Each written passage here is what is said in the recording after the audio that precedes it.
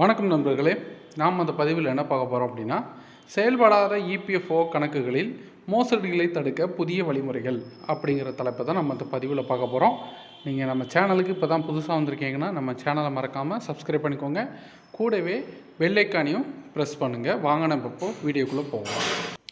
செயல்படாத மற்றும் பரிவர்த்தனைகள் நிகழாத இபிஎஃப்ஓ கணக்குகளை மீண்டும் செயல்பாடுக்கு கொண்டு வருவதற்கும் அதில் இருக்கும் பணத்தை எடுப்பதற்கும் இபிஎஃப்ஓ புதிய வழிகாட்டு நெறிமுறைகளை வெளியிட்டுள்ளன.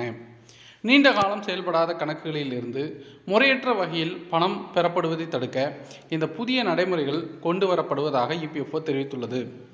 ஆகஸ்ட் 2ஆம் தேதி இபிஎஃப்ஓ வெளியிட்டுள்ள சுற்றறிக்கையில் பரிவர்த்தனைகள் நிகழாத மற்றும் செயல்படாத கணக்குகளை மீண்டும் செயல்பாட்டுக்கு கொண்டு வருவதில் மோசடி அல்லது அடையாள திருட்டு போன்றவை நிகழாத வகையில் செயல்பட வேண்டும் என கள அதிகாரிகளுக்கு கூறப்பட்டுள்ளது.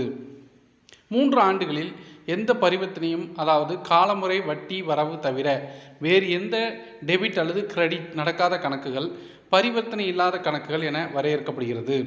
3 ஆண்டுகளாக எந்த பரிவர்த்தனையும் நடக்காததால் பரிவர்த்தனை இல்லாத கணக்குகளை செயலற்ற கணக்குகளாக கருதலாம் என்றும் இபிஎஃப்ஓ கூறுகிறது. தற்போது திருத்தப்பட்ட வரையறையின்படி ஒரு கணக்கு 58 ஆண்டுகளுக்கு பிறகு, அதாவது ஓய்வு பெற்ற 55 வயதுக்கு பின் 36 மாதங்களுக்கு பிறகு செயல்படாத கணக்காக இருக்கும். திருத்தப்பட்ட வரையறைப்படி உறுப்பினர் 58 வயதை அடைந்த பிறகு ஒரு கணக்கு செயல் இழந்ததாக வகைப்படுத்தப்படும். ஏற்கனவே தற்போது செயல்படாத கணக்குகளை அன்பிளாக் செய்வதற்கு புதிய நடைமுறைகள் வழங்கப்பட்டுள்ளது. சம்பந்தப்பட்ட கணக்கு உரிமையாளர் நேரடியாகவோ அல்லது ஆன்லைனிலோ இதற்கான கோரிக்கையை முன்வைக்க வேண்டும்.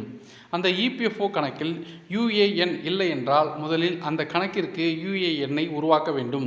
இதனை கள அலுவலர்கள் மட்டுமே செய்ய முடியும். செயல்படாத அல்லது பணவரித்தனை நிகழாத கணக்குகளுக்கு கணக்கு உரிமையாளர் நேரில் சென்று விண்ணப்பிக்க வேண்டும். உரிய சரிபார்ப்புகளை முடித்துவிட்டு அலுவலர்கள் யுஏஎன்னை உருவாக்குவார்கள்.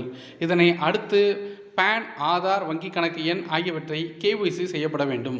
இவை அனைத்தும் முடிந்த பிறகு கணக்கு உரிமையாளர் தன்னுடைய கணக்கை அன்பிளாக் செய்ய விருப்பம் செய்ய வேண்டும்.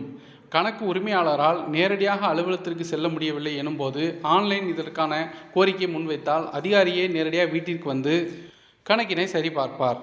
பரிவர்த்தனை நிகழாத கணக்குகளில் சரிபார்ப்பு நடைமுறைகளை செய்வதற்கு அதிகாரிகள் பல்வேறு ஆதாரங்களில் இருந்து அந்த உறுப்பினர்களின் தகவல்களை சரிபார்க்க வேண்டும் என இபிஎஃப்ஓ கூறியுள்ளது.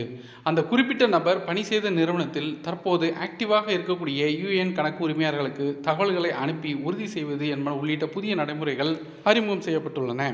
ஏற்கனவே யுஏஎன்னுடன் இணைக்கப்பட்டு கேஒய்சி நடைமுறைகள் முடிக்கப்பட்ட கணக்குகளுக்கு அன்பிளாக் கோரிக்கையை ஆன்லைன் வாயிலாகவே முன்வைக்கலாம். கணக்கு உரிமையாளர் இறக்கும் பட்சத்தில் அவர்களின் நாமினி உரிய ஆவணங்களை சமர்ப்பித்து கணக்கில் இருக்கும் பணத்தை கோரலாம். ஸோ இந்த வீடியோவை எல்லாருக்கும் ஷேர் பண்ணுங்கள், லைக் பண்ணுங்கள். மறுபடியும் நம்ம அடுத்த வீடியோவில் சந்திப்போம். நன்றி, வணக்கம்.